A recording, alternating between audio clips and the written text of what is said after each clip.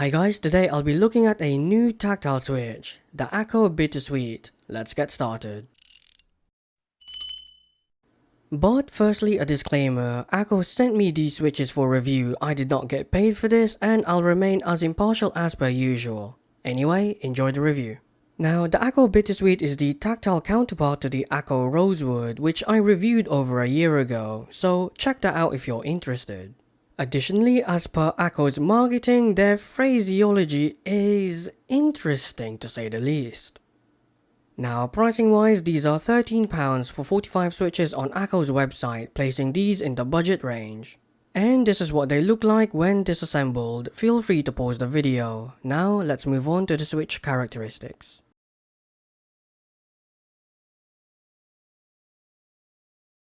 On-center key presses are decently smooth, with only some switches being scratchier than others at very slow key presses. Off-center key presses are noticeably scratchier with more inconsistencies even at normal key presses. Overall, while these are still decent compared to the market, these are one of Akko's scratchiest switches, 6 out of 10. Now, according to Akko, these switches have a peak tactile force of 60 grams at 0.8mm, an actuation force of 48 grams at 2mm, and a bottom out force of 60 grams at 3.8mm. Now, as you can see from the force curve I recorded, the Akko Bittersweet is well within spec. They were also somewhat consistent with only minor differences from one another, but we have seen better performance from Akko before. Now here's a force curve comparison between the Akko Bittersweet and the Akko POM Brown. The Bittersweet is clearly the heavier switch, however the POM Brown, despite being lighter, has a slightly stronger and sharper tactile bump. Now here it is against the Cherry MX Brown. The Cherry switch has a longer travel and is overall lighter, but have a look at the difference in smoothness. The Bittersweet is miles smoother, although their tactility is very similar. Overall, these are relatively consistent, medium-weighted tactile switches with similarities to the Cherry MX Brown, and I know plenty of you would love this, but it's not for me. 6 out of 10. Now, as I've mentioned before, these are the tactile counterpart to the Rosewood, which means these have a thocky sound signature out of the box. Additionally, these have to be my least favorite sounding switch from Akko. The thocky design doesn't suit my clacky build, and if you listen carefully, you can hear hints of scratchiness. Overall, I hate to say it, but these are probably the worst sounding switch from Akko. Yes, it sounds better than your average rubber dome, but if that's the comparison, then something must have gone wrong. 6 out of 10. Now, take a listen and enjoy.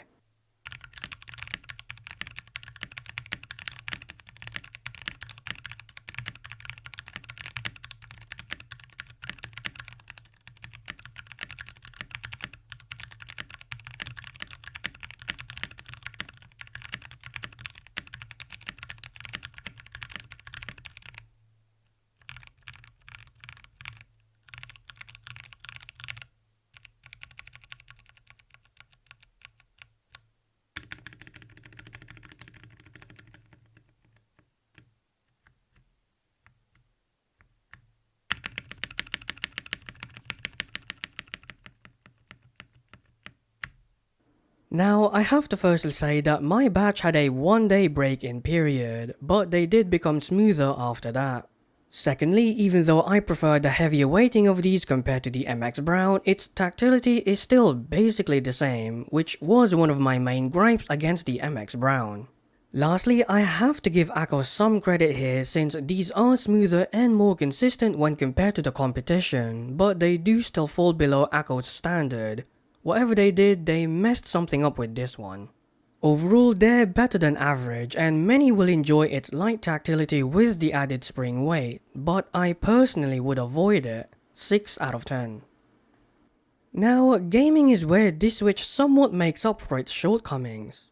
So, whilst they could have been more consistent in other areas, I found them to be really consistent for gaming, especially in fast-paced environments, but they were fine in slower-paced games as well.